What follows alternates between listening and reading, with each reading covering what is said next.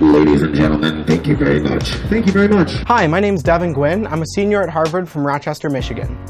I study visual environmental studies, which is basically film and animation.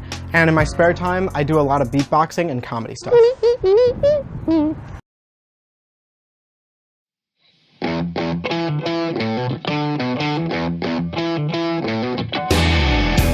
Hey! Hey Devin, how's it going? Good, nice to meet you. You as well. So where are we heading first? I've got a meeting with my independent study advisor. I'm working on a thing about beatboxing.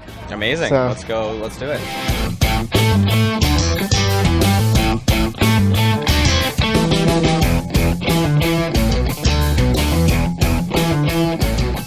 So how was your meeting? It was good. I'm doing an independent study about beatboxing. I'm trying to work on making a beatboxing notation system. There are kind of a few out there, but they are not very useful. They're not really comprehensive, and they're really confusing to read. And I'm so passionate about beatboxing, and I just really think that if we have some of the same tools that other instruments and other music practices have to learn how to beatbox, then people are going to be more into it. It's going to legitimize the art form. So after you got into Harvard, what made you choose Harvard? I'd applied early, so it was really nice. Honestly, part of it was that I didn't want to fill out other applications to other schools, but I also knew that this was kind of the goal. This was the place that I wanted to be. And the only other place I ended up applying to after I got into Harvard was University of Michigan. And I'm from Michigan. Growing up, my mom was a school teacher. We didn't really have like the resources that somebody might expect to be able to like send your kid to Harvard. And when we saw how much financial aid they offer just based on your need, I realized that like I couldn't turn it down, especially when it would actually be cheaper to go here than University of Michigan. I kind of realized that Harvard was a special place. When I first got here, I did a freshman arts pre-orientation program, and so I met a bunch of different artists. There were about 60 of us, and we just kind of like did bonding exercises and worked on some stuff together right before freshman year started. And I really got to meet some of my closest friends. I'm actually living with 5 of them right now. And I think after meeting them and seeing the different backgrounds people come from, I just realized like this is a special place. Here we are. What does the Office for the Arts do? It does a lot of stuff. They plan a lot of events. They bring really cool artists or musicians to come here to teach kids. They do master classes. So you're meeting here now because you're helping plan the kickoff event for Arts First? Exactly, yeah. In the end of April, there's this weekend, Arts First weekend, where we have tons of performances from student groups, exhibitions, and things with visual art, basically anything relating to the arts. We've been working on it for a few months, and it's going to continue through April. I'm excited to see how it turns out. Amazing. Well, go in there. Go make some art. Cool.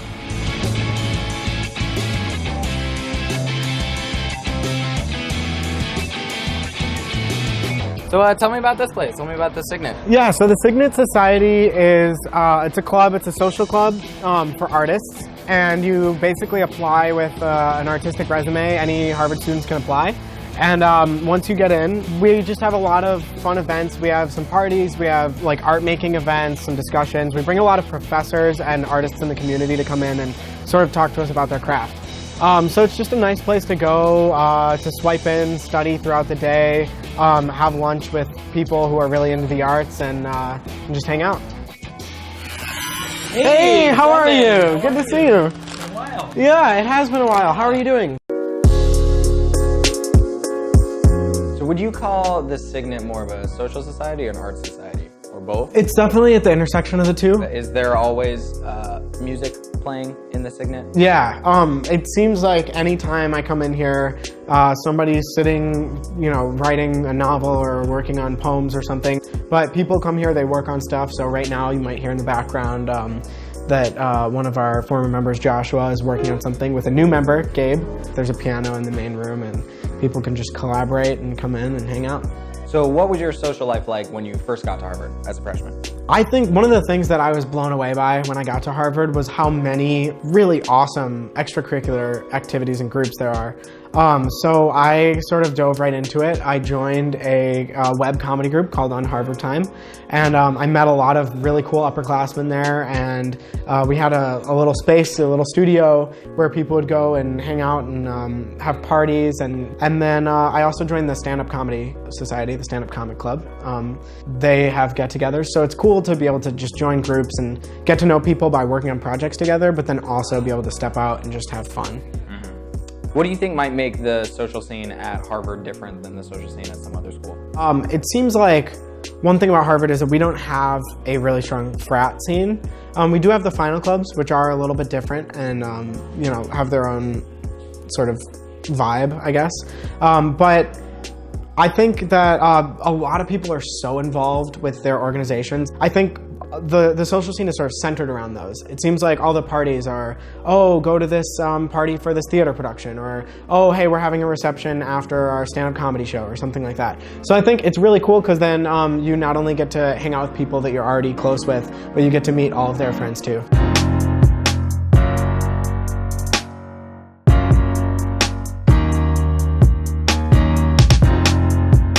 So what are you packing up here?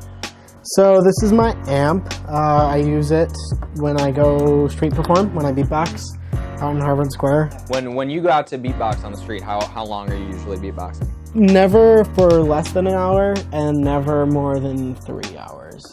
Just because your mouth ever get tired? Yeah, it definitely gets tired. And if it's hot out or anything, you know, it's just hard to keep going. But yeah, so I go out. It kind of puts me at a disadvantage for street performing because a lot of people can go sort of camp out the whole day, do like 10 hours of performance, and then they get really good spots. So we'll have to see when I go out whether or not I'll get a good spot or not. Yeah. Oh, look out.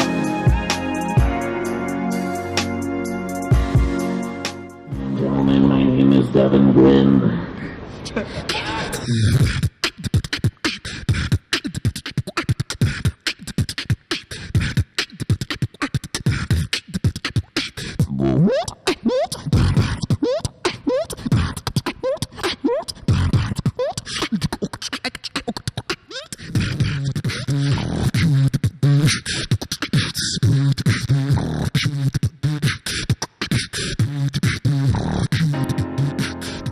Ladies and gentlemen, thank you very much. Thank you very much.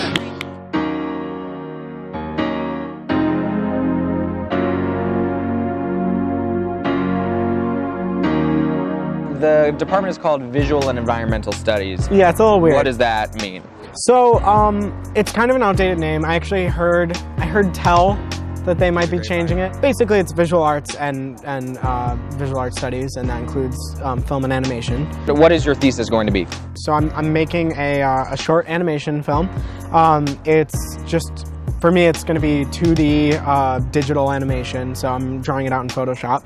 And it's a little funny. It's actually about how hedgehogs can be used as a metaphor for like human connection. So it's a little cheesy, but yeah, it's pretty fun. I think it's going to turn out well. Amazing, amazing. Well, I don't beatbox. Would you teach me how to beatbox? I will, and here's why. I'm ready. Everyone thinks that you have to just like sort of be born a beatboxer, or they'll say things like, oh, how did you learn that you could do that? But really, it's just like anything else, it's just practice, and anyone can be a good beatboxer. Okay. All right. And you had mentioned before you want to create a beatboxing notation to make beatboxing more teachable. And I'm hoping that after I graduate, I'll be able to start my own beatboxing education company. And so just like you would reach out to a piano teacher, or if you wanted to learn how to sing, you'd take voice lessons. I'm hoping to offer that same sort of infrastructure for learning with the beatboxing community. Oh, very cool. Yeah. All right. Well, I'll be a test student for you.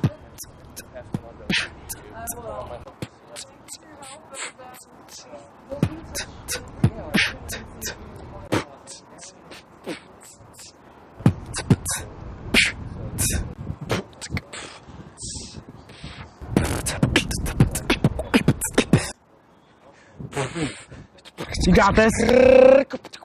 Nice. Nailed it. Nailed it. Was there anything that you thought would be true about Harvard that was disproven when you got here?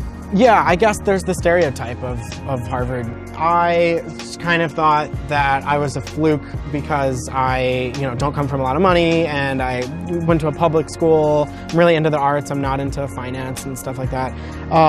But coming here, I think you definitely have people like that, and there's so many other people at Harvard who are doing their cool things. So it was really cool to see that Harvard is just a diverse place in thought and in the people who are here. Is there anything you would advise high school students not to do? Yeah, I would say a couple of things. Number one, don't freak out. It's going to work out.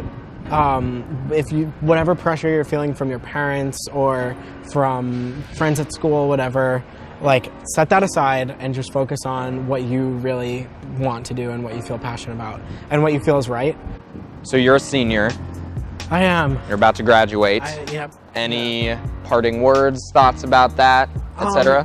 I just think, I guess being a senior, you do get nostalgic, and I just feel so lucky to have been able to have the opportunity to come to a school like Harvard and have access to so many resources that they have here. It's really helped me just sort of, again, this is going to sound cliche, but it's really helped me figure out how I view myself as a person, who I want to be, and then also view the world. I've been introduced to so many different people here, so many schools of thought, and I'm just really happy to have had the time here.